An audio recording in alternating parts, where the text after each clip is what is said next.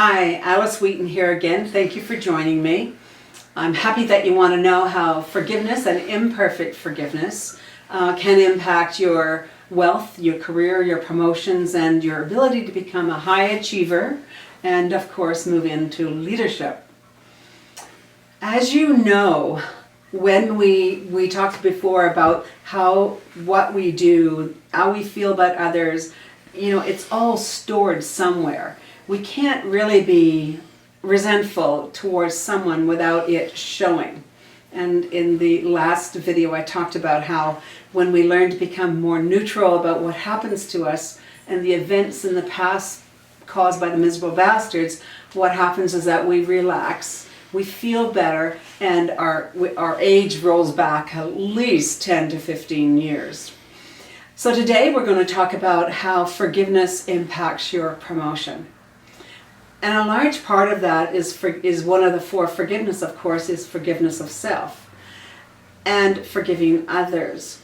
And oftentimes, people around us that have caused some sort of hurt or pain don't even know that they have caused us that. And so we have to be in relationship with them or in contact with them at work, all the while bearing hurt and pain towards them. But you know what? There's a process we can go through so that in the moment, whatever happens in the moment, we're able to dismantle it and become completely neutral.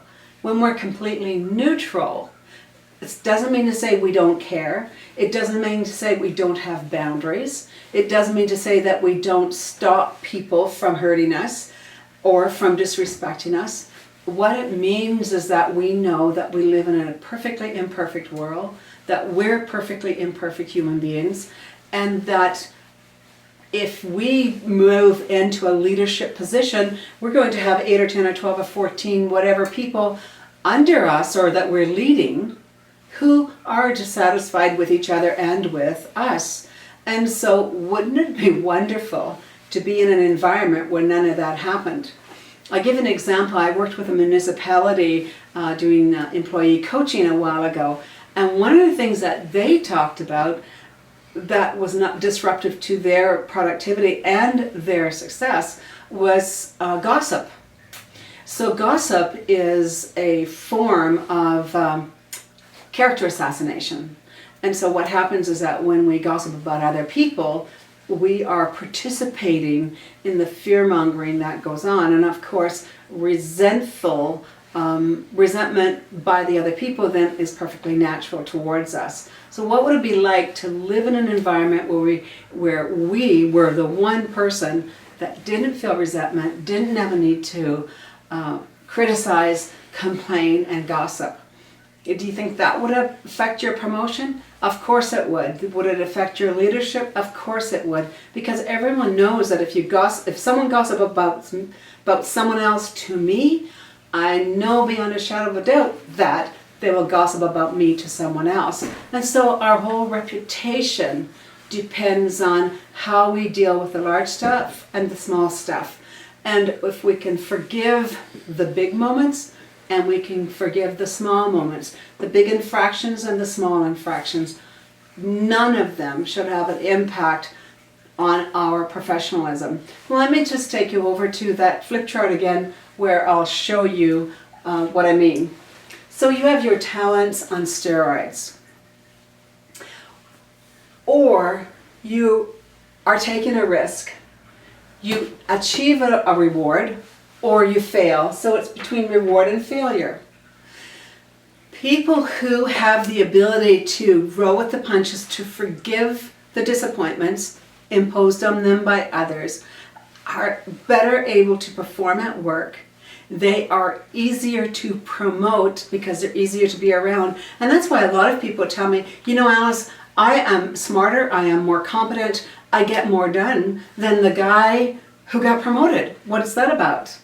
And so then we talk about presentation at work and how they are with others and their attitudes and their belief and their knowledge. And we find out that it's not always their knowledge and skills that get people promoted. It's oftentimes their ability to flow with others, meaning they have the ability to be neutral when bad things happen.